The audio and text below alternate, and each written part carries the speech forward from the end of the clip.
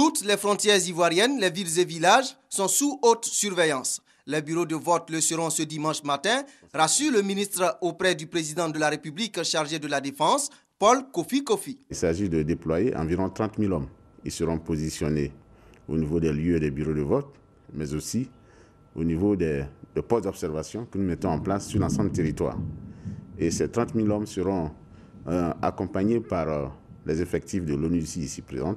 Et la police sera positionnée au niveau des lieux des bureaux de vote immédiatement, renforcée par un deuxième cercle, qui est le cercle de la gendarmerie, et un troisième cercle par l'armée. Si nécessaire, on fera appel donc à l'armée. Vous avez l'ONU ici qui va transporter 5 000 de nos hommes pour les mettre sur l'ensemble du territoire et va aussi se positionner avec ses hélicos.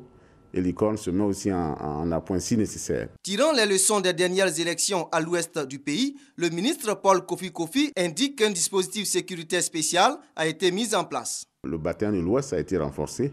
Donc nous avons envoyé des hommes, mais nous avons aussi envoyé de la mobilité et tous les moyens nécessaires d'intervention pour que l'ouest soit sécurisé. Nous sommes allés au-delà, puisque le 5 avril, nous étions à Monrovia, travailler avec nos partenaires libériens, avec lesquels nous avons mis en place un plan de sécurisation, de renforcement des dispositifs, qui va être concrétisé par des patrouilles mixtes.